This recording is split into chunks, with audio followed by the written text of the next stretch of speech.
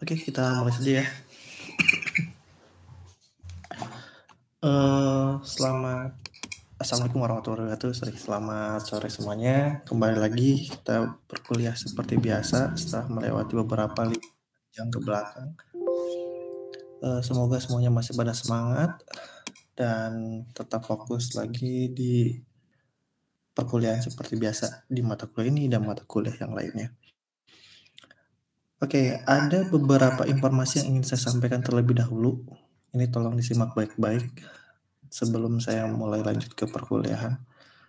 Ini informasinya terjadi atau kabar ini kejadian pas waktu UTS kemarin. Jadi ternyata kronologi gini. Saya memang di mata kuliah ini udah lama gak mengajar mata kuliah Android Developer Associate ini. Meskipun saya koordinatornya tapi udah lama, sekitar 1 tahun ke skip lah. Nggak ngajar mata kuliah ini. Nah, ternyata informasi yang saya sampaikan di awal ke kalian mengenai ada pretest, post-test, mock-up test, sampai final test itu ada perubahan yang saya belum dapat informasinya dari pihak terkait, dari pihak kampus. Untuk semester sekarang dan baru dilakukan katanya di 1 semester ke belakang, itu ternyata untuk mata kuliah ini tesnya tidak dilakukan pada saat perkuliahan ini berlangsung. Jadi agak unik nih. Ketika waktu itu saya buat UTS kan, nanyain ke Ibu Suci terkait dengan gimana akun mahasiswanya gitu, apakah sudah dibuatkan atau belum tesnya dan seterusnya. Ternyata Ibu Suci juga baru atau lupa mungkin mengabarkan ke saya. Ternyata untuk mata kuliah ini murni nilainya dari saya. Bukan dari PX-matik atau Multimatik. Jadi ujian atau konteksnya itu tetap sama, mempelajari teoritis seperti itu. Cuma pelaksanaan ujian tesnya itu bukan di akhir atau di mata kuliah ini berlangsung, bukan, tapi nanti di akhir semester katanya. Jadi kayak ditangguhkan terlebih dahulu. Saya juga agak kurang mengerti sih kenapa kok ditangguhkan. Padahal kan kalau misalnya di mata kuliah ini sedang berlangsung, mungkin lagi hangat-hangatnya gitu ya. Tapi itu nanti akan ditunda. Tesnya nanti disampaikan gitu di akhir semester. Saya nggak tahu akhir semesternya kapan. Sekarang kalian semester berapa sih? Semester 6, Pak. Semester 8 katanya. Jadi pas kalian skripsi atau kayak gimana, nah itu di semester 8 tesnya. Otomatis ada kelebihan, ada kekurangannya. Kalau kekurangannya kalau menurut saya sih, jadi kita ngebahas panjang lebar tapi malah ditangguhkan tes. Jadi tidak terpantau dengan baik. Agak susah sih untuk memonitoring dan mengatur gitu. Kalau memang udah ke skip sekitar 1 tahun. Tapi ya itu kebijakan kampusnya, saya juga nggak bisa ngapa-ngapain. Nah intinya, saya baru mengetahui itu ketika UTS, makanya pas UTS juga akhirnya disesuaikan lagi soalnya dan dibuatkan soal sesuai dengan apa yang atau bank soal yang saya miliki. Nah, oleh karena itu, jadi kalian tetap akan dihadapkan beberapa tes. Ya tanya pre-test, post-test, mock-up test, dan juga final test. Cuma tidak dilakukan di semester ini, tapi dilakukan nanti di semester 8. Saya juga nggak tahu apakah saya masih bisa memantau kalian atau enggak, tapi di sini kalian jadi harus menghafal kurang lebih 1 tahun untuk tes nanti yang ada di semester 8. Itu. Ya ini keputusan yang bisa dikatakan ya saya juga baru dapat informasinya belakangan malah gitu ya. Jadi sama-sama nggak tahu informasi yang terbaru dan juga nggak ada kabar kayak gimana seperti itu. Dan ini dilakukan di semua mata kuliah sertifikasi yang saya tahu seperti itu. Agak aneh sih ininya mekanisme alurnya gitu ya. Saya nggak tahu apakah memang pembayaran kalian dilakukan juga nanti di akhir atau kayak gimana. Yang jelas nilai mata kuliah ini murni dari saya selaku dosen pengajarnya atau pengampunya. Gak usah khawatir, saya pasti akan memberikan nilai sesuai dengan yang kalian, dan tentunya fokusnya bukan ke pemberian nilai yang bagus, tapi lebih ke pemahaman kalian. Kalau misalnya ada yang kurang, saya akan terus push biar kalian bisa dan kalian paham. Jadi untuk mendapatkan nilai bagus, kalau dari saya pribadi bukan hal yang sulit, cuma ya butuh kerjasamanya aja dari kalian untuk terus nge-push nilai masing-masing ya. Yang tahu nilai masing-masing juga itu kalian sendiri. Itu informasi yang pertama. Saya mohon maaf atas miskomunikasinya dan penyampaian informasi yang kurang tepat lah di awal. Itu saya juga baru dapat infonya beberapa minggu sebelum UTS, baru dapat kabar seperti itu. Agak kaget dan agak membingungkan gitu. Itu aja sih. Soalnya di grup juga nggak ada kabar. Mungkin di Japri 11 yang mengajarnya di semester sebelumnya atau kayak gimana saya kurang tahu juga. Ketika pas untuk ditanyakan kok belum ada kabar sama sekali, ya itu jawabannya. Ya kita hargai dan kita coba ikuti aturan yang berlaku, itu aja sih. Cuma di sini ekstra buat kalian harus bisa memegang teguh latihan ini kurang lebih ya nanti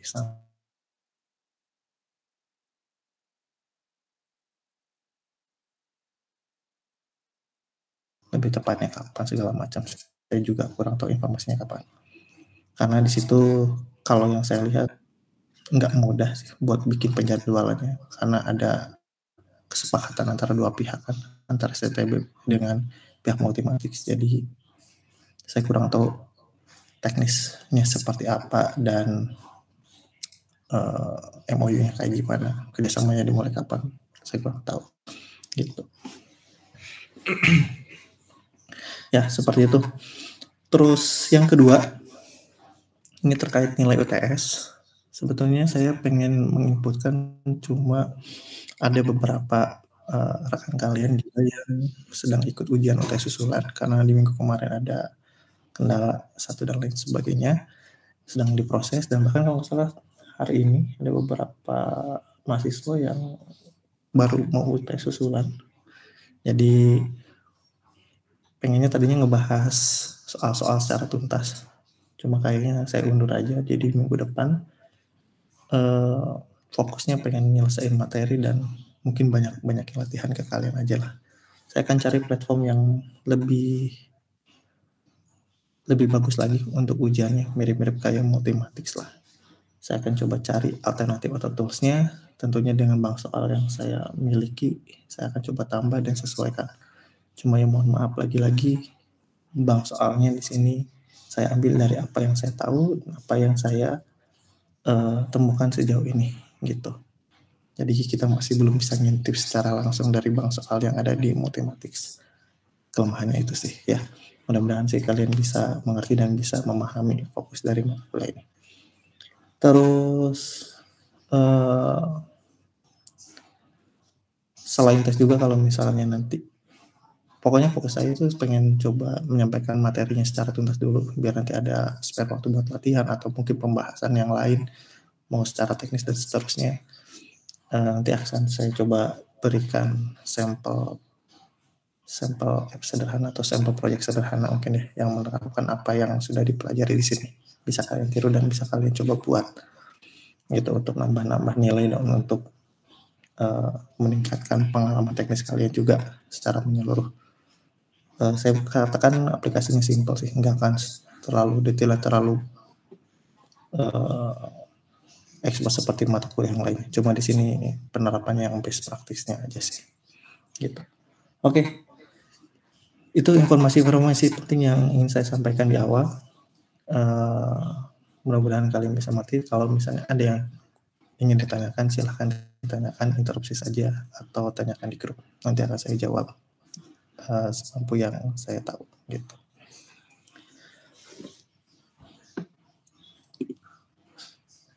Selanjutnya kita akan coba untuk pemaparan materi aja ya, karena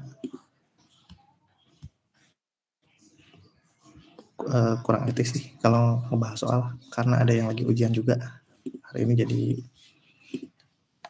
kita hold dulu aja untuk pembahasan soalnya. Kalau di ujian kemarin saya lihat di hasil nilainya itu banyak yang bagus nilainya,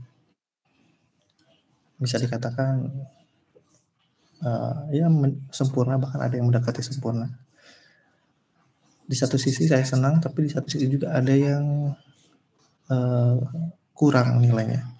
Nah, untuk yang kurang nilainya mungkin nanti akan saya coba hapus, dan mungkin saya akan coba buatkan sesi kepada mahasiswa-mahasiswa terkaitnya, apa yang jadi kendala, terus apakah ada kesulitan atau seperti apa. Jadi akan saya coba bantu. Tentu saja tidak akan tidak akan melebihi dari yang nilainya sudah bagus. Jadi intinya saya coba push biar mendekati titik normal gitu. Nilainya nilai yang lulus lah istilahnya gitu ya. Jangan terlalu bawah gitu aja sih. Ada beberapa tapi nggak banyak.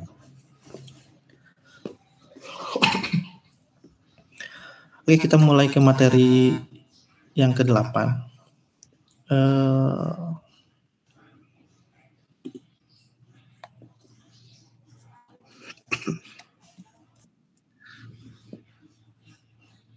Nah, materi yang ke-8 ini berkaitan dengan testing dan juga asinkronus. Di sini saya akan menjelaskan mengenai testingnya terlebih dahulu. Kalau dari segi materinya, apakah testing ini banyak diujikan? Jawabannya enggak terlalu sih, karena di sini rata-rata cuma teori biasa dan porsi untuk tampil di soalnya atau di bab soalnya juga enggak terlalu banyak. Ya bisa dikatakan cuma di bawah 10% sih. Tapi kita harus tahu dan kita harus paham gitu, lebih detail lagi. Dan ini memang tidak disampaikan di mata kuliah mobile programming 1. Jadi kalian kalau yang tertarik untuk membuat aplikasi yang tuntas ya, kalian bisa perdalam juga yang namanya testing ini. Untuk jenis testingnya, di sini sebenarnya banyak poin-poin yang bisa kalian lihat di situ. Ada yang namanya testing method, ada automatic testing, ada juga espresso, dan sebenarnya banyak sekarang ya. Ada CodeMagic, ada Cucumber atau tools-tools yang lainnya yang digunakan untuk testing. Tapi kalau misalnya bawaannya itu ya espresso di sini udah include di dalamnya. Ada testing environment juga dan juga setup, cara pembuatannya, contoh sampelnya, dan juga ada yang namanya recording test. Ini biasanya ranah yang pengen berprofesi sebagai QA, quality assurance atau quality control, QA QC di software engineering. Nah, kalian bisa mempelajari ini karena rata-rata requirement-nya itu meminta kalian memiliki pengalaman di bagian automatic testing. Automatic testing itu bisa menggunakan tools atau bisa menggunakan code manual yang kayak gini. Kalau beberapa perusahaan juga ada yang menjadikan ini syarat sebagai seorang developer. Jadi untuk sekarang jadi seorang developer itu requirement-nya itu jadi kayak meningkat. Kalau dulu kan yang penting bisa code, punya basic, udah selesai tuntas. Kalau misalnya sekarang itu requirement-nya bisa unit testing, bisa clean code, bisa tahu arsitektur apa, terus optimasi juga. Jadi kayak semakin tinggi tuh persyaratannya. Nah, saya juga nggak tahu kenapa ini, apakah memang pengen orang yang udah seperfect atau sesempurna itu, atau ini jadi standar yang terlalu berlebihan. Kalau menurut saya sih ini bisa learning by doing lah istilahnya, bisa sambil berjalan. Tapi kalau misalnya untuk fresh grade dengan requirement yang kayak gini kayaknya terlalu tinggi. Jadi ya nice to have aja lah, atau bagus jika kalian sudah memiliki pengalaman di bidang tersebut. Gak ada salahnya kalian coba. Semua jenis platform saya rasa ada testing unitnya, jadi kalian bisa dipelajari. Nah, untuk di native Android ini ya diantaranya ada tools yang namanya Espresso gitu. Kalian boleh tambahin kayak Mocktail dan seterusnya, itu hal yang sama lah. Cuma di kurikulum ini menggunakan Espresso ya. Nah, ngomongin user interface testing atau UI testing, ini tujuannya ya atau alasan mendasarnya pengen semua aksi yang diinginkan atau yang didesain oleh desainer itu berfungsi sebagaimana mestinya. Contoh, misalnya di situ ketika menginput data sesuatu atau membuat suatu pilihan atau misalnya untuk mengecek value dari properties di view tertentu, nah itu juga bisa dilakukan testing. Yang dimaksud dengan memeriksa properties pada setiap view itu maksudnya apa? Contoh, misalnya di halaman login, saya pengen ngecek di situ harus ada suatu text view untuk username, harus ada satu text view untuk password dan satu button. Jadi itu kita bisa testing dari situ buat code-nya, ngasih tahu bahwa di halaman login harus ada itu. Kalau misalnya nggak ada itu, gagal atau fail. Jadi kalau misalnya ada perubahan, entah itu ada orang yang ngerubah tampilannya, tiba-tiba nambahin field yang lain, itu langsung kedeteksi lebih dini. Ngelihat, wah ini kok testingnya error ya, harusnya semuanya testingnya lolos atau pas. Jadi gimana caranya? Ya setiap ada perubahan semuanya di testing. Jadi setiap fungsional, setiap tampilan, setiap action itu harus dites. Pastikan setiap ada perubahan semua testingnya itu lancar atau pas juga. Jadi perubahannya tidak mengubah kondisi yang sudah benar. Gitu. Jadi pastikan itu jadi syarat untuk menjaga kualitas code agar tetap baik. Itu karena kita kalau misalnya jadi join di sebuah tim, kita kan nggak bisa memaksa projectnya dibuat dari awal. Bisa aja ketika kita masuk itu projectnya udah sangat besar dan udah cukup kompleks. Kita bahkan nggak tahu ini tuh kayak gimana, fitur ini seperti apa. Kita hanya di bagian lingkup yang paling kecil, misalnya jadi fitur A aja. Yang fitur B, C, D, E, F-nya kita nggak sentuh. Jadi kita fokusnya di A aja, gak nyentuh yang lain. Nah, pastikan setiap ada perubahan di A, tidak berefek ke fitur-fitur lain yang sudah benar. Gitu. Jadi enaknya atau kerasanya si testing ini kalau misalnya aplikasinya sudah besar. Gitu. Kelebihannya itu, menjaga kualitas dan menjaga fungsional tetap berjalan sebagaimana mestinya. Apalagi kalau misalnya udah kompleks, nah itu udah sangat berguna lah. Memang bagusnya yang testing ini dikerjakan ketika kita membuat program. Cuma ya nggak bisa dipaksakan juga. Karena kalau misalnya dipaksakan, sebenarnya tergantung dari project manager atau product owner-nya sih. Kalau misalnya project manager atau product owner-nya tahu bahwa ini berfungsi atau berguna untuk menjaga kualitas code, dia pasti akan menganjurkan untuk diadakannya testing atau diimplementasikannya testing code ini. Tapi kalau misalnya yang pengennya beres-beres aja, sesuai deadline, cepat, ininya tidak memungkinkan dikerjakan, ya akhirnya nggak dikerjain gitu. Jadi ya tergantung kondisi pada awalnya sih. Cuma ya best practice-nya kalau bisa ya dibuatkan. Jadi ketika nanti sudah besar, ketika ada perubahan apapun, kita bisa memastikan bahwa kualitas code-nya bagus dan fiturnya berjalan sebagaimana mestinya. Gitu. Bisa ngelakuin apa aja di situ, provide input to all UI view. Jadi kita bisa mengecek inputannya apakah valid atau enggak. Gitu. Kita bisa tes dan kita bisa buat skenario tesnya. Biasanya skenario tes ini munculnya dari QA juga. Jadi yang ngerjain testing code ini bisa developer, bisa QA yang memiliki kemampuan otomatis atau writing code gitu. Tapi sangat jarang sih itu. Kebanyakan sih dari developernya. Jadi dia bikin fitur, dia bikin tes lagi. Ya tergantung sih kalian masuk ke dalam tim yang bentuk timnya kayak gimana. Maka kalau dari saran saya sih kalau pengen ada yang mau masuk ke QA atau QC, kalau kalian pelajari juga cara writing code-nya. Ini juga akan memudahkan kalian ketika mengetes semua fitur. Dari katakanlah fiturnya ada 50 atau 100.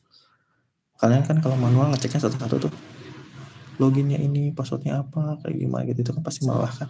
Bikin aja code-nya, nanti kalian tinggal jalankan, bisa kalian lihat mana yang checklist atau yang pas, mana yang silang atau yang fail. Terus di situ ada pengecekan return outputnya juga. Jadi ada value yang bisa dicek. Contoh kalau misalnya 1 tambah 1, expected-nya 2, ya harus 2. Jadi metode place-nya itu harus benar. Jangan sampai tiba-tiba 1 tambah 1 jadi 3. Nah itu udah pasti salah. Yang kayak gitu-gitu sih. Ini yang tadi sempat dijelaskan. Permasalahan dengan testing yang sifatnya manual itu diantaranya ada waktu yang cukup lama. Jadi pasti butuh waktu. Terus rentan human error juga. Ada beberapa yang kejadian yang fail terus-menerus terjadi terulang kayak gitu. Semakin kompleks aplikasi ya semakin rumit juga, atau mungkin ada beberapa aksi yang bisa berjalan secara sekuen itu ya berurutan atau yang sering linear lah gitu. Ini akses ke sana juga, akses ke API ini segala makin kompleks, semakin rumit lagi cara ngetesnya. Jadi memang bagusnya sih ini di awal sih. Bagusnya kayak gitu. Kalau udah testing otomatis ini biasanya selain ngereduce waktu yang dipakai manual, lebih cepat juga, bisa digunakan secara terus-menerus, repeatable, reusable, dan juga bisa di running di beberapa device yang berbeda. Contoh misalnya kita udah bikin testing nih di device HP A misalnya, terus pengen nyoba di HP B, apakah masih tetap berfungsi atau enggak, atau sesuai atau enggak. Nah itu tinggal jalankan kode yang sama, udah gitu. Jadi lebih mudah lah di ini daripada satu-satu.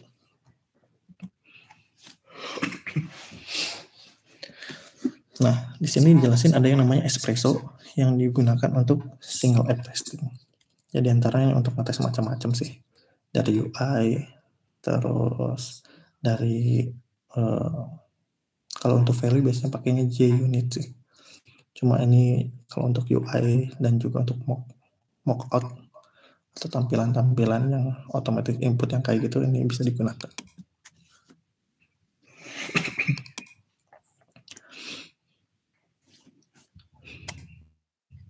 Ini ngomongin UI automator for multiple apps. Agak untuk multiple apps di sini biasanya sih digunakan untuk ngetes di aplikasi yang berbeda ya, tapi agak jarang. Tapi biasanya sih internal app aja sih.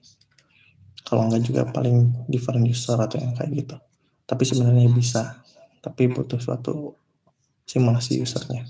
atau instrumentasinya. Nah, kalau ngomongin instrumentasinya apa, sebenarnya lebih dalam lagi, lebih lihat di bawahnya lagi. Jadi kayak mengontrol gimana si Android itu ngeloading app-nya, lakukan pengecekan di proses yang sedang berjalan di background yang kayak gitu. Agak lebih ke low level sih ya. Kalau misalnya kita contohnya instrumentation test ini misalnya kalau misalnya kita pengen melihat apa sih yang dilakukan si aplikasi ini, sedang ngapain segala macam, nah itu. Cuma ini memang agak terlalu rumit sih, agak jarang, dan kalau untuk implementasi sebenarnya justru yang semakin ke bawah ini semakin agak sulit untuk diperhatikan gitu, karena udah semakin kompleks, semakin rumit. Contoh misalnya ketika melakukan proses download, memastikan apakah download tersebut sudah sukses atau enggak, atau temukan atau enggak, bahkan sampai ke metadatanya sama atau enggak. Kalau sama nggak usah diupdate, tapi kalau misalnya metadatanya beda baru auto update misalnya kayak gitu. Agak lumayan kompleks sih. Nah, selanjutnya kita bahas mengenai testing environment dan setupnya atau lingkup-lingkupnya lah.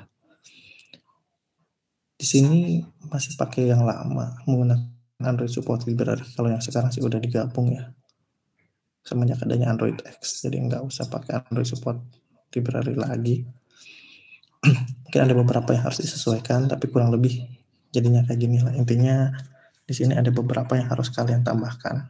Untuk bagian dependensi testnya, ini disimpan di build Gradle. Ada yang namanya test runner, test rules, annotation. Ini biasanya digunakan untuk codingan-codingan tesnya. Ada Hamcrash juga, Espresso, dan ada UI Automator. Ini tinggal disesuaikan aja dengan versi yang sekarang ya. Tapi karena kita menggunakan kurikulum yang lama, jadi ya di sini ya seperti ini sih. Intinya di sini kalau ada annotation, tes, Hamcrash, Espresso, UI Automator, nah itu berarti dependensi yang digunakan untuk tes. Bisa dilihat juga di sini kata kuncinya, dia ada tesnya, gitu.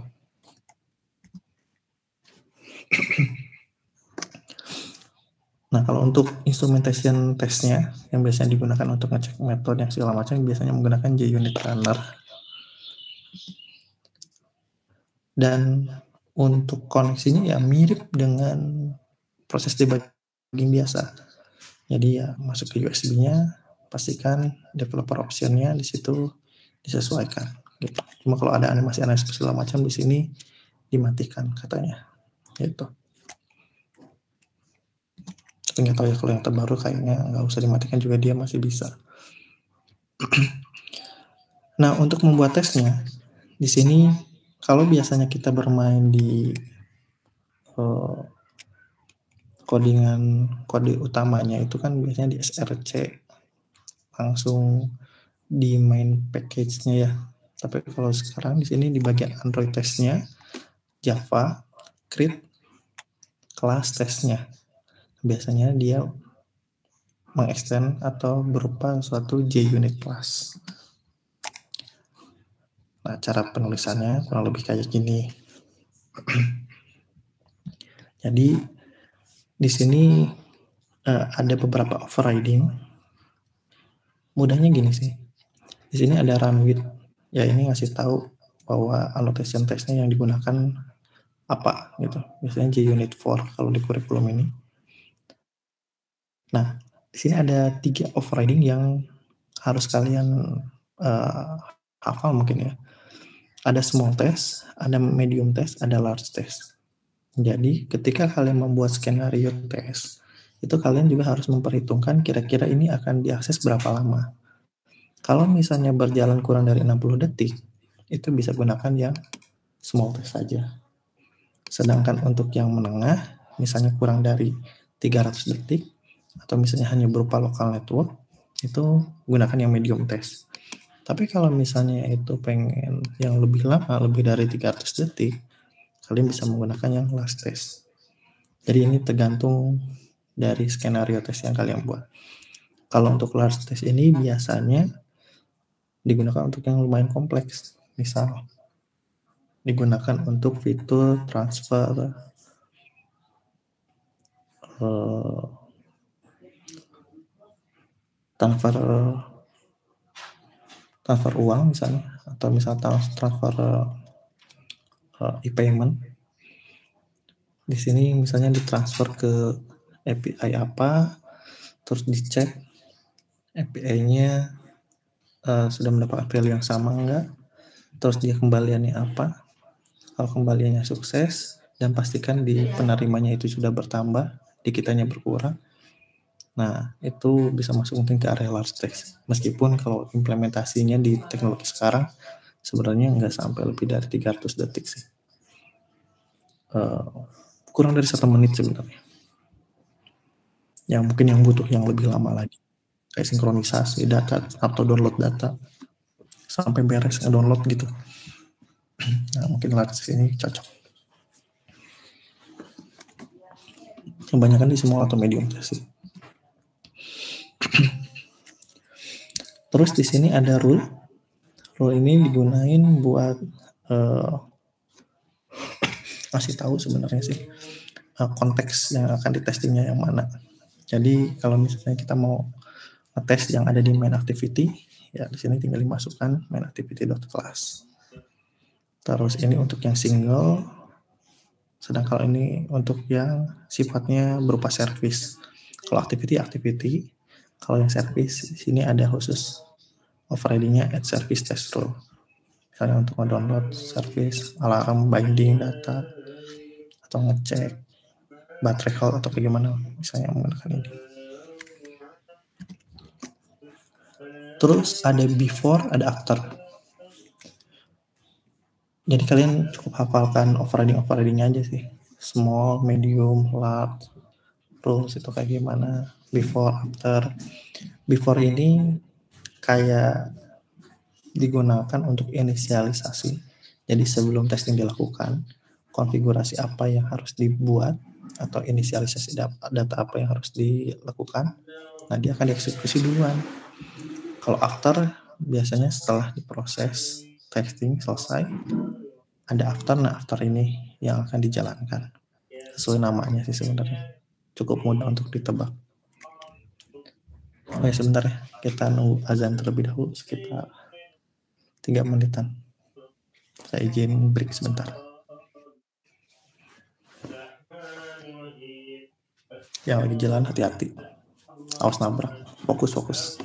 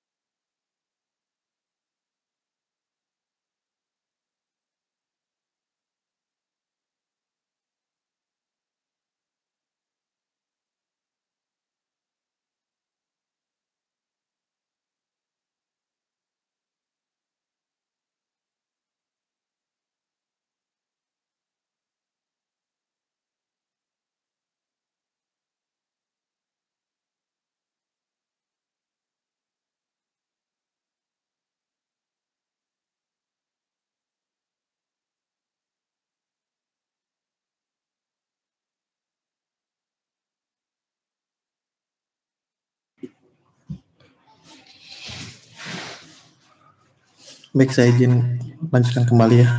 Mohon maaf, saya teruskan terlebih dahulu karena beberapa mahasiswa ada yang lebih memilih untuk melanjutkan terlebih dahulu, jadi nanti sholat maghribnya dibelakangkan karena waktunya memang agak mepet ya.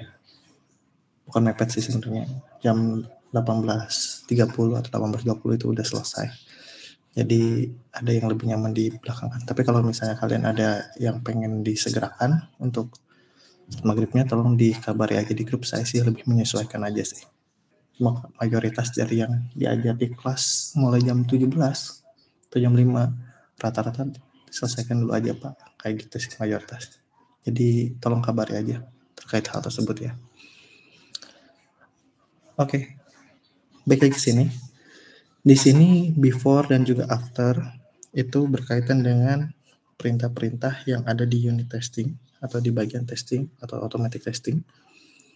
Yang before itu dieksekusi untuk sebelum dilakukan code testingnya, sebelum diuji di tesnya itu. Nah di before itu dia dilakukan terlebih dahulu.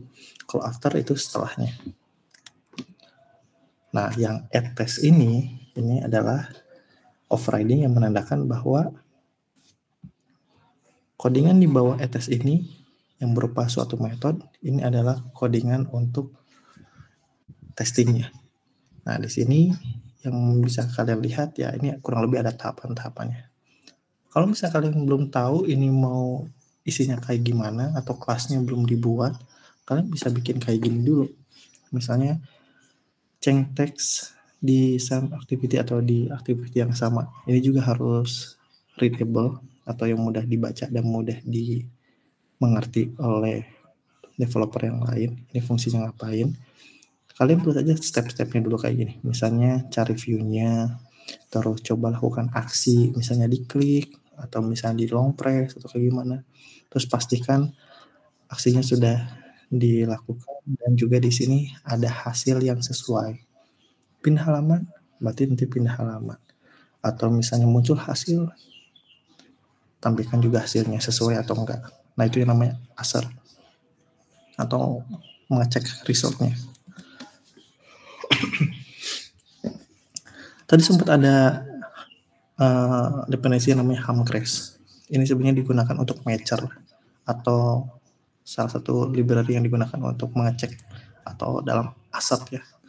Ada beberapa yang memudahkan untuk nge-match suatu value. Nah untuk informasi lebih lanjutnya kalian bisa klik aja link ada di sini. Itu ada beberapa tutorial. Coba masih ada nggak ya?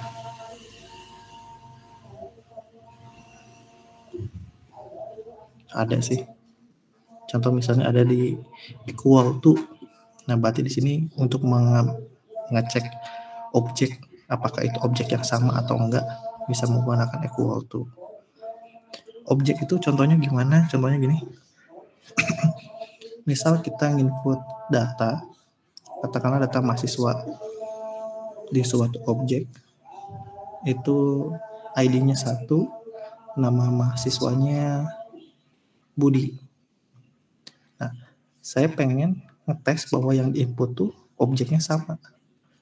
Yang ada bikin objek mahasiswa 2, isinya sama. ID-nya 1, itunya Budi. Nah, meskipun dia merupakan objek yang atau naming-nya beda, tapi value di dalamnya itu sama. Nah, untuk ngecek kayak gitu kan susah tuh.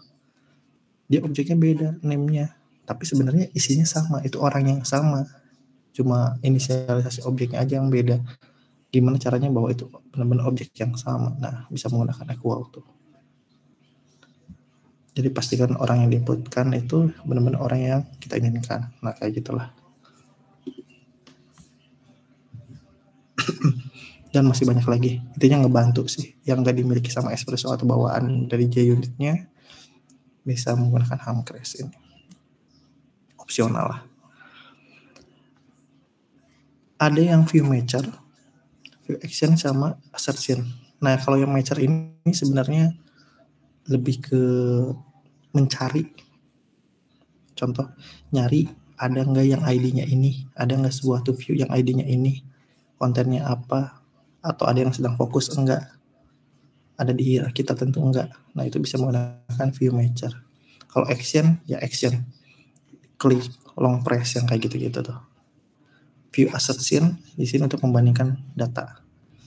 Nah, jadi di Hamcrash itu ya kurang lebih Hamcrash matcher ini ya 3 ini. Jadi kalian cukup dihafal dari kata kunci ininya aja. Matcher, mencari match ada enggak. Actionnya, assertion ini ya untuk value-nya sih, gitu, atau result-nya. Nah, ini contoh. Misalnya di sini yang tadi kan find view by ID. Misalnya mencari ID-nya di halaman tersebut ada enggak. Berarti di sini ketika tampil ada enggak yang ID-nya ini.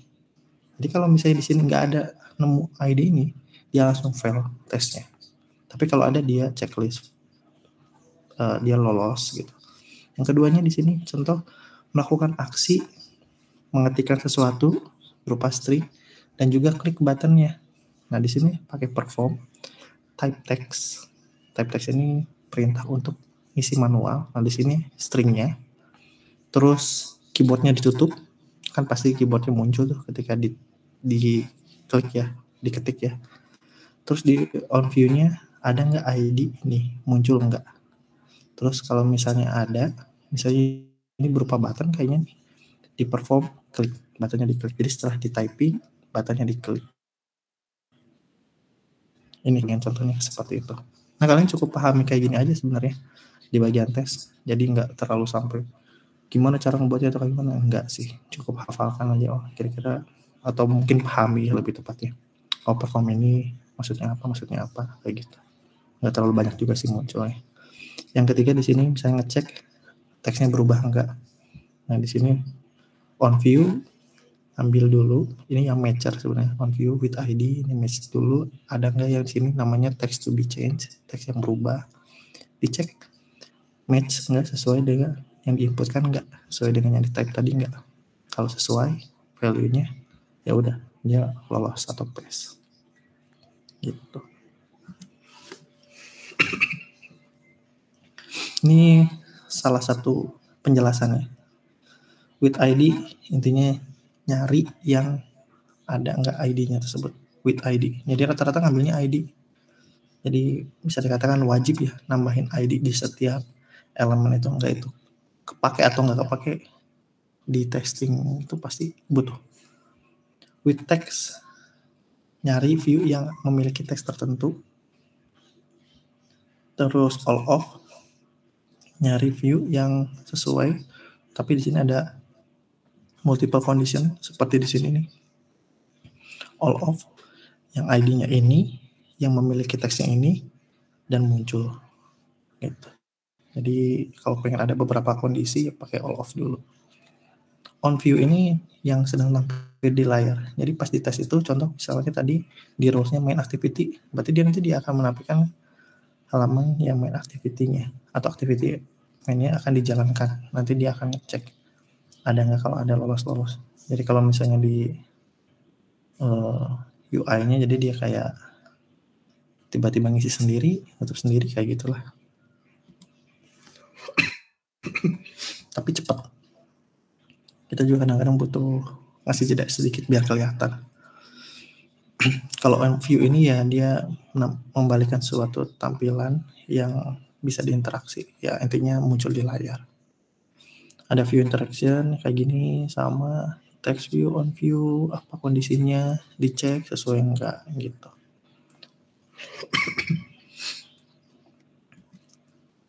Perform yang kayak tadi, lebih ke aksi. Jadi kalau mau ada typing, klik, itu pasti awali perform. Ini perintahnya. Sebenarnya banyak sih, lebih dari itu. Cuma ya ini yang paling sering digunakan. Kalau untuk assert atau ngecek value, di sini ada check, match. Di sini kalau misalnya mau ngecek teksnya apa, value-nya ya with text gini, sesuai atau enggak di ID yang ini. Nah, ketika teksnya gagal atau tidak sesuai, biasanya muncul nih di locate-nya. Misal kayak gini nih, with ID, dengan ID ini, yang diharapkannya itu match-nya tuh teksnya itu sama dengan ini. tapi ternyata nggak sesuai. Nah, di sini bisa dilihat nanti di errornya tuh. Selain dia ada silang warna merah, di loketnya ada tulisan kayak gini. Fail karena errornya apa di sini? This is failing test, tidak sesuai dengan yang ada di view-nya. Ekspektasinya ini this is failing with text itu yang didapatkannya apa? Biasanya muncul sih. Ini kurang jelas juga ya, nggak kelihatan. Ya, tapi kurang lebih sih errornya gitu. Oh, oke, di sini kelihatan sih ya. Oh ya, nggak kelihatan juga, nggak kelihatan. Jadi yang didapatkannya di sini titik-titik nggak sesuai, jadi harus dilihat lagi. Nggak lengkap ya ininya. Ya intinya kalau errornya juga bisa dilihat di sini, di loketnya. Terus ada recording test. Ini bisa di recording ketika melakukan tes otomatis yang tadi, layarnya itu bisa direkam, direcord. Jadi kalau misalnya nanti nih kan suka, kalau kita sebagai developer misalnya kita bikin automatic test ini, ketika kita memastikan bahwa fitur kita udah diimplementasikan atau saya misalnya atau udah mau mengerjakan dengan baik, itu harus ada buktinya kan. Misalnya mau buktiin ke PO-nya, project manajernya, ataupun bahkan ke QA-nya bahwa kita udah nyoba tapi ini jalan kok gitu. Nggak tahu kalau misalnya di yang lain gak jalannya kenapa. Buktinya mana? Nah, recording test ini bisa jadi bukti yang kuat. Di kita jalan gitu. Mungkin ada di beberapa device yang gak jalan atau di beberapa versi Android yang tidak jalan. Jadi ya perlu tindakan lebih lanjut, entah itu device-nya ditambah atau penyesuaian device yang dianggap jalan lah. Contoh misalnya versi yang ke bawah itu udah error dari 16 ke bawah, udah jadi minimumnya tingkatin aja ke 19 misalnya kayak gitu.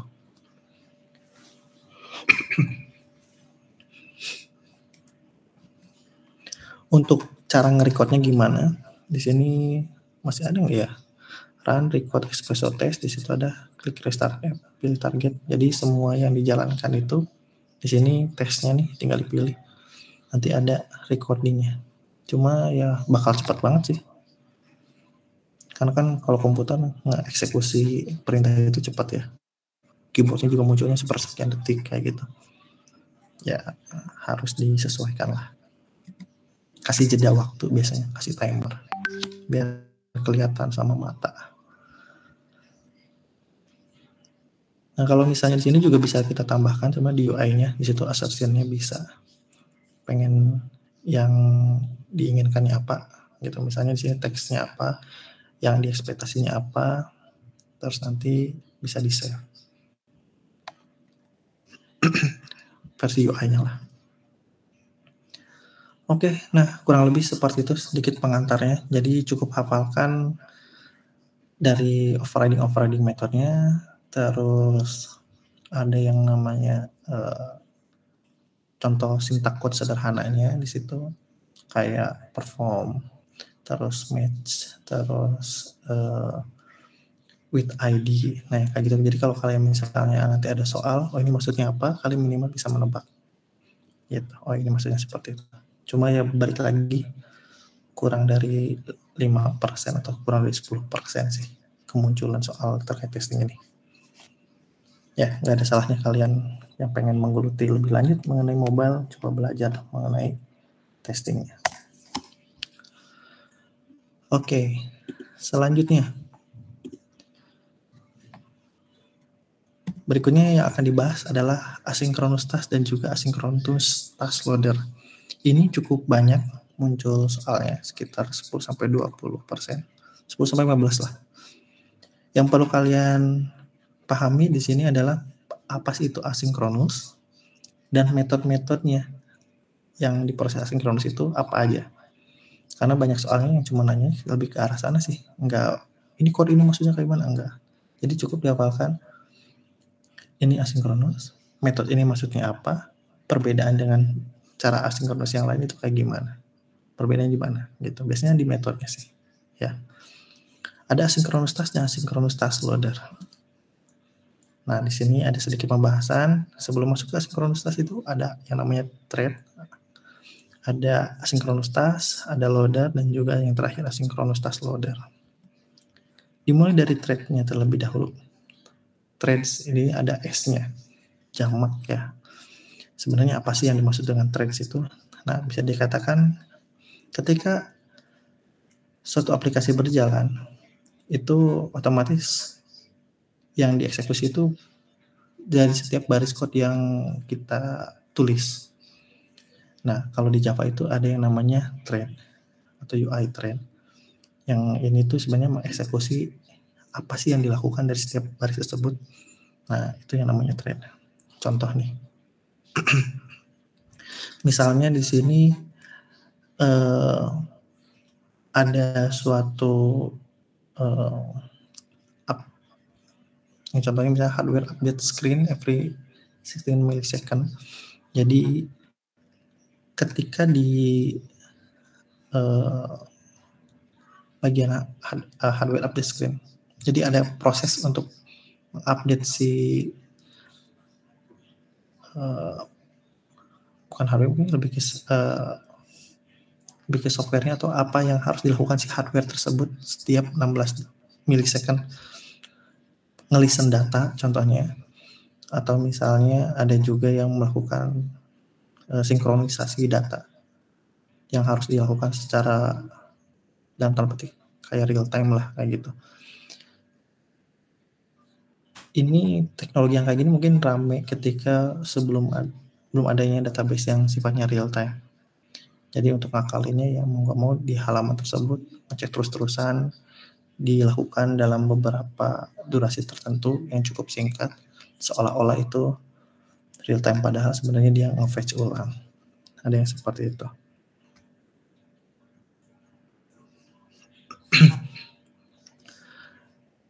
Ada kalanya juga setiap thread itu tidak semuanya berjalan dengan mulus. Ada beberapa komputasi yang memang membutuhkan atau istilahnya nggak keberjalan sebagaimana mestinya. Bisa aja misalnya ketika ingin mendownload data atau data yang downloadnya itu ternyata terlalu gede segala macam sehingga membutuhkan lama dalam memprosesnya di belakang layar. Jadi thread itu kebanyakan di belakang layar sih. Itu pasti akan muncul yang namanya ini nih. Kalian pasti nggak akan asing dengan si pop-up ini. Ini biasanya kalau kalian menjalankan aplikasi yang memang nggak stabil, satu, atau mungkin hardware-nya tidak maksimal atau tidak support, atau mungkin juga justru servernya yang sedang down gitu. Atau yang terakhir ada kekeliruan code. Yang kekeliruan code ini berbahaya banget sih. Jadi misalnya dia ada infinity loop, misalnya tiba-tiba looping yang tidak berhenti dan terus-terusan looping. Ya pasti yang kayak gini muncul.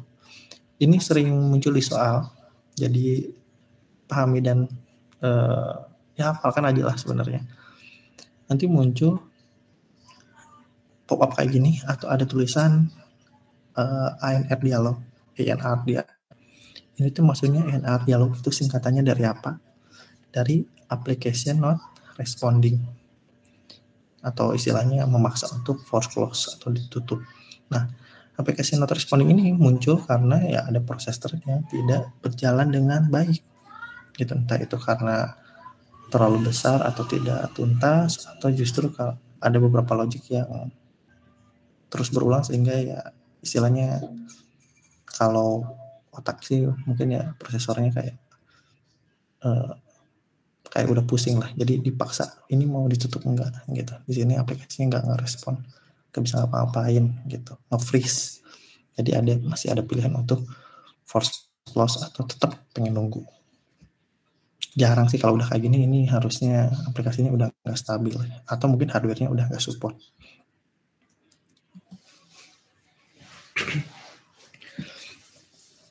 Apa aja sih yang sebenarnya yang menyebabkan hal tersebut, atau ngomongin thread itu biasanya ngapain? Itu kan satuan terkecil tas ya, si thread itu. Jadi banyak faktor yang mempengaruhi hal tersebut. Tidak hanya di bagian code, dimulai dari infrastruktur sampai bagian sisi servernya juga. Network operation ngaruh, jaringannya, upload downloadnya misalnya kilobyte per second, sedangkan itu membutuhkan akses yang stabil atau banyak request timeout. Itu juga mempengaruhi. Nah, kayak gitu tuh, itu juga bisa mempengaruhi dari munculnya yang tadi. Kalkulasi yang cukup panjang agak jarang sebenarnya, karena komputer itu biasanya kalau kamu kalkulasi matematik biasanya dia cepat. Cuma ya ada beberapa yang kayak ya katakanlah misalnya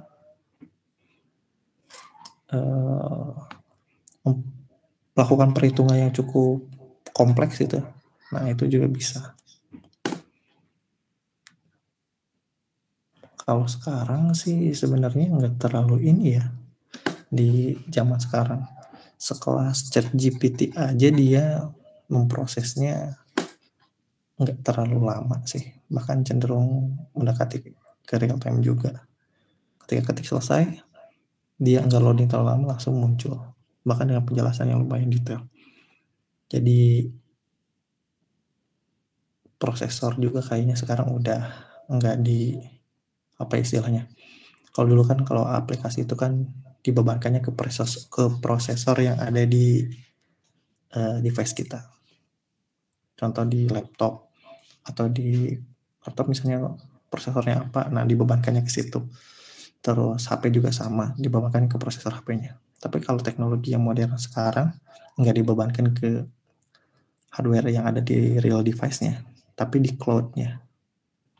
Udah banyak diimplementasi sekarang, contoh udah banyak yang namanya IDE atau IDE online. Nah, mungkin kalian sudah banyak yang nyoba. Ada GitHub Copilot gitu, nggak salah. Atau mungkin ada Fruitlab.io yang pakai Flutter. Nah, itu kalian cuma permodalkan browser, terus kalian masukkan codingannya, dan biarkan yang ngebuildnya ya cloud-nya. Jadi komputer kita prosesornya aman-aman aja, nggak masalah. Diprosesnya di cloud. Nah, yang kayak gitu-gitu sih istilahnya, kita nyebutnya itu web app. Jadi sekarang zamannya bukan website lagi. Kalau dulu ngomongnya website sekarang. Tapi sekarang bukan aplikasi juga, tapi udah jadi web app. Karena app-nya udah tertanam di web, beserta processingnya juga dilakukan di sana. Jadi kita cukup pakai browser, udah selesai. Bahkan yang punya tab-tab kayak gitu mungkin nanti bisa ngoding aja udah, tanpa harus spesifikasi komputernya kayak gimana, enggak gitu. Aplikasinya udah tersimpan dan udah terstruktur dan dikomputasi secara cloud.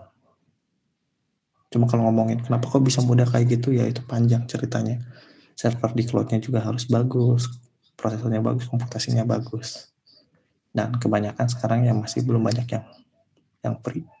Tapi ya memang kita juga harus apresiasi karena untuk membuat arsitektur yang seperti itu nggak mudah. Ya, gitu. Terus berikutnya di sini ada downloading atau uploading file. Ini juga ngaruh. Ketika kita proses upload dan download, itu nggak boleh tuh diinterupsi di tengah-tengah. Kalaupun ada juga itu harus jelas interupsinya. Contoh, misalnya kalian menggunakan aplikasi Internet Download Manager misalnya ya. Itu kalian pengen nge-pause dulu. Terus kalian matikan laptopnya, terus kalian koneksikan lagi, ngelanjutin lagi, ngeresume. Tapi ketika ngeresume tiba-tiba ngulang dari di awal. Itu kan pasti kurang nyaman ya ke kalian. Ngapain ada fitur pause tapi kok nggak bisa diresume lagi. Nah, hal yang sama itu untuk proses upload dan download. Jadi harus bisa dipastikan bahwa kalau di-download, ya harus di-download secara utuh, atau kalau mau di tengah-tengahnya bisa di-stop tapi bisa di-resume lagi, atau misalnya ketika gagal delete sekalian, nanti ngedownload ulang dari awal. Jadi nggak memenuhi memori atau nggak melakukan hal yang sia-sia gitu. Nah, yang kayak gini-gini perlu dipertimbangkan. Itu ngomongin running task ya. processing image itu juga. Tapi sekarang kayaknya udah mulai ringan-ringan sih, udah canggih-canggih algoritma sama library yang digunakannya, nggak terlalu berat. Loading data yang kayak gitu juga. Loading data diatur pelan-pelan, satu-satu, nggak sekaligus. Nah, ngomongin background tree, ini juga sering muncul di soal. Jadi ada yang namanya main tree, dan juga nanti ada yang namanya background tree. Yang untuk main thread ini biasanya berkaitan dengan UI thread yang muncul di tampilan di UI. Sedangkan untuk background thread ini yang di bawahnya. Ini bisa berupa asynchronous task, bisa load framework, atau berupa service. Jadi asynchronous task itu ya 11-12 sama service sebenarnya.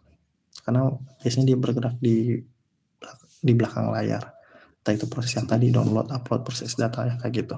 Cuma kalau service ya lebih khusus lagi, misalnya untuk notification, misalnya untuk broadcast messenger yang kayak gitu. Nah, di sini ada beberapa rules yang dikhususkan untuk Android threads. Yang pertama di sini, jangan ngehambat UI thread dan tidak boleh mengakses UI toolkit dari offset dari UI thread. Jadi nggak boleh mengakses UI di luar dari UI thread. Nah, UI thread itu apa? Yang ini. Jadi jangan sampai yang dilakukan di background ngeganggu aktivitas yang ada di UI-nya.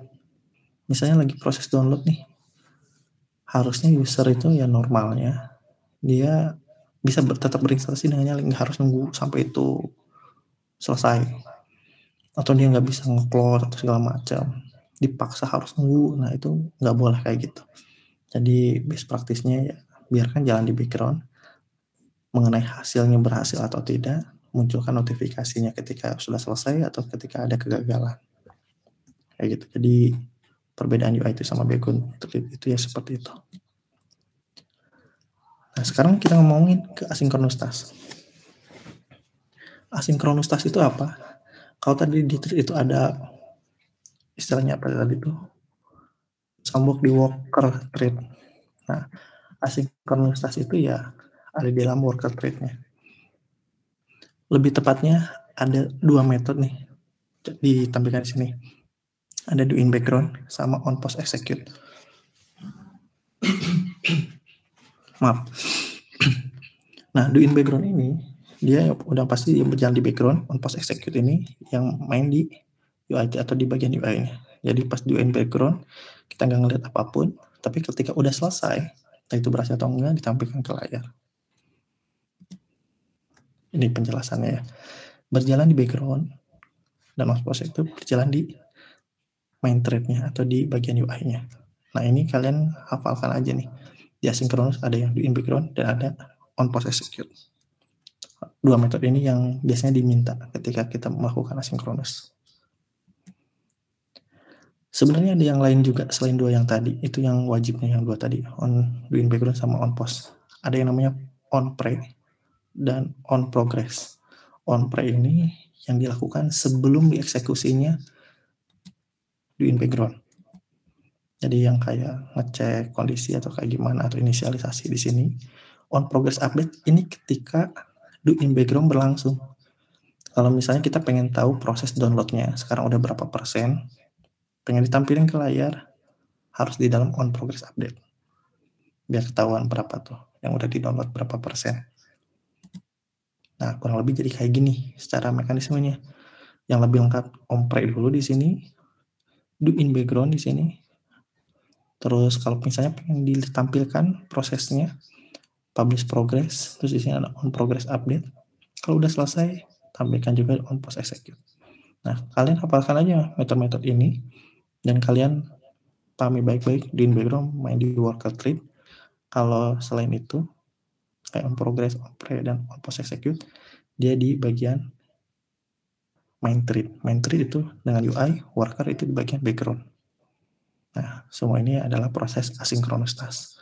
Jadi, asynchronous task adalah suatu task yang tidak harus ditunggu sampai tuntas, tapi bisa dilakukan dan berjalan di belakang layar. Ketika udah selesai, dia baru balik lagi. Itu yang namanya asinkronus task. Bayangin kalau nggak ada asinkronus task, kita harus nungguin dulu sampai selesai dan nggak bisa kemana-mana. Karena kalau misalnya pindah halaman atau di back, gagal lagi.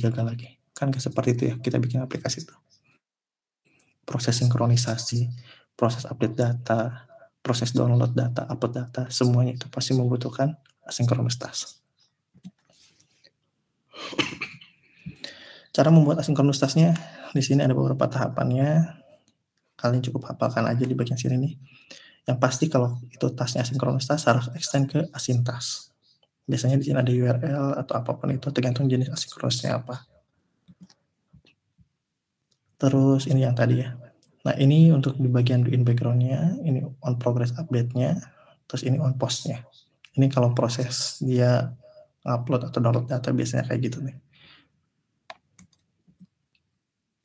Kalau on pro execute isinya ya nampilin progress bar atau nyiapin inisialisasi apapun ya bisa disimpan di sini. Do in background kayak gini. Misalnya dia ingin ngambil data berupa bitmap, nanti outputnya. Terus on progress update pengen ngasih tahu progress downloadnya kayak gimana. Nah bisa lakukan kayak gini. Nggak perlu dihafal, cukup penjelasan di metode-metode ininya aja. On post execute berarti yang setelah muncul ada bitmapnya lakukan apa gitu.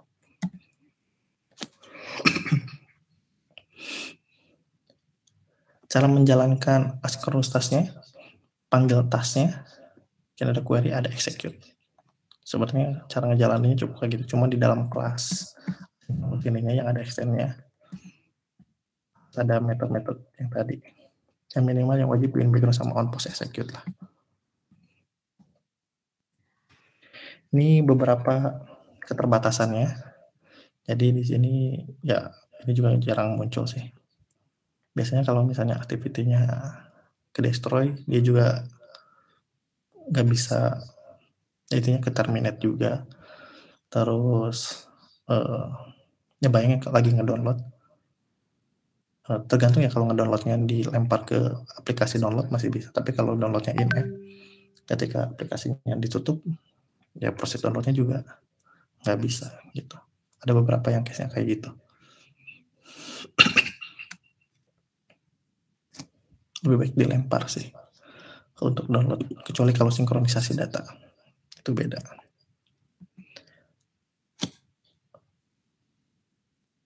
Nah ini kalau bertumpuk terlalu banyak juga dia ngaruh sih. Dan ini biasanya yang nggak kerasa, biasanya makan memori karena dia akan diprioritaskan dibandingkan dengan yang lain. Kebanyakan asinkronus task dilakukan bersamaan juga itu kurang bagus. Jadi lebih baik sequence berurutan. Selesai baru lanjutkan.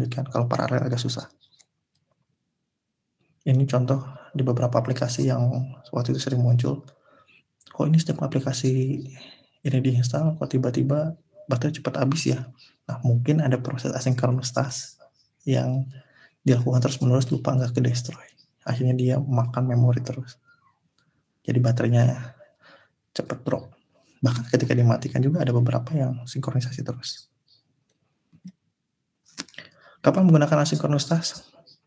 Ketika ada sebuah task yang interruptible, atau yang misalnya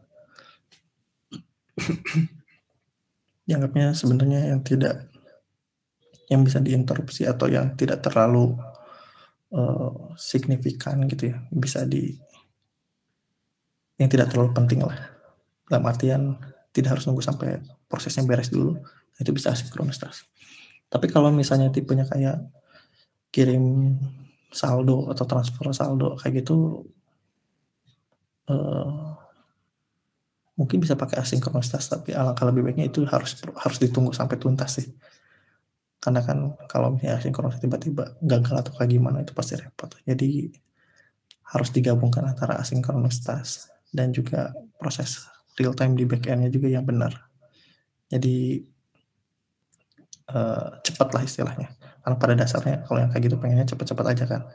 Transfer pakai BI Fast atau yang cepat itu ya pengennya sekali kirim udah tulisannya transfer berhasil, di saldo kita mau kurang, di saldo tujuan juga harusnya langsung udah nambah saat itu juga gitu. Jadi nggak nunggu lama. Ya bayangin kalau misalnya prosesnya pakai download kayak gitu, dia nunggu dulu proses semua, wadah sih repot. Tapi kalau di teknologi sekarang kayaknya bukan cuma asinkronisitas, tapi dari sisi server juga udah menyesuaikan. Nah, lower prioritas yang bisa kemungkinan aja bisa digagalkan atau bisa tidak diselesaikan juga tidak apa-apa. Nah, itu bisa ke proses asinkronisitas.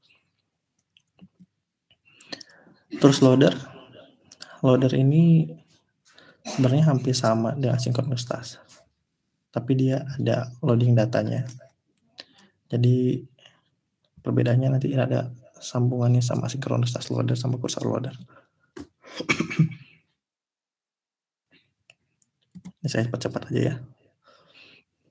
Jadi loader manager ini fungsinya untuk mengatur callback atau asinkronisitas apa saja yang sedang berlangsung. Diaturlah.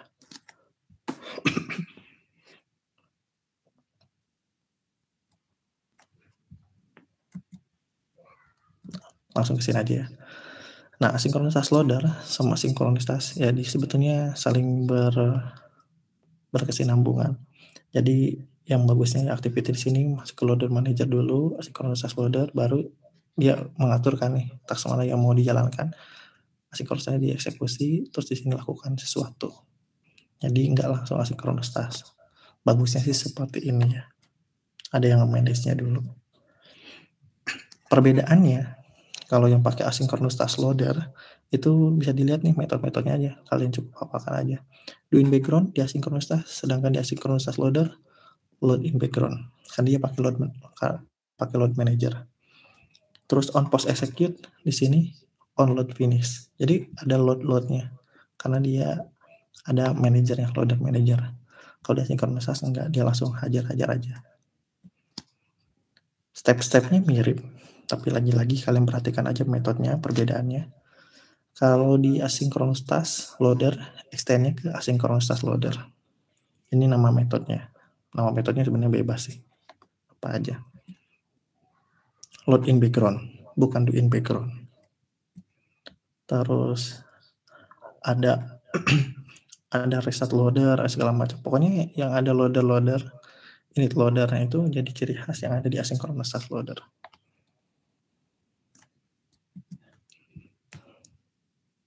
Nah, ini juga sama. Kalau misalnya pengen ada callback sama onCat loader, onload finish, pokoknya yang udah ada loadnya itu masuk ke asinkronisitas loader lah.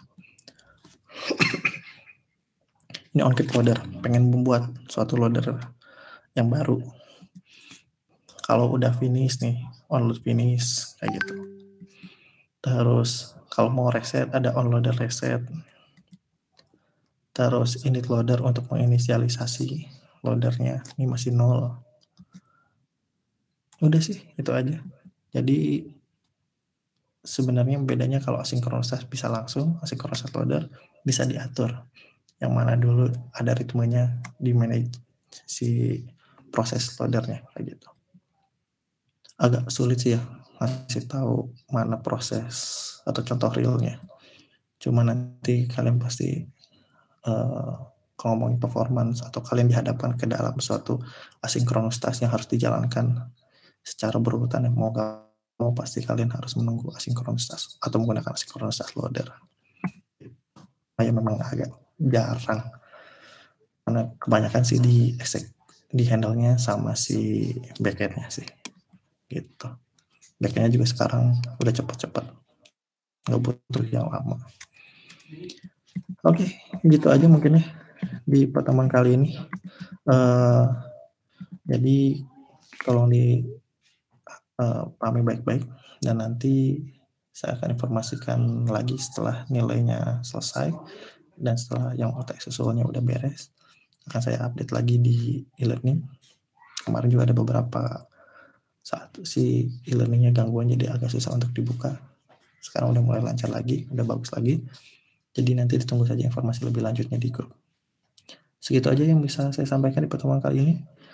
Minggu depan rencananya ada materi juga dan nanti akan saya siapkan tools yang digunakan untuk ujian UAS nanti. di akhir nanti. Saya akan cicil bahkan langsung terlatih coba di semester 8 katanya ya. Oke, seperti itu aja. Terima kasih semuanya yang sudah bergabung. Kurang lebihnya saya mohon maaf. Saya tutup wabillahi taufiq wal hidayah. Wassalamualaikum warahmatullahi wabarakatuh. Selamat malam. Waalaikumsalam warahmatullahi wabarakatuh. Sama-sama. Terima kasih Pak. Terima kasih Pak. Ya, sama-sama.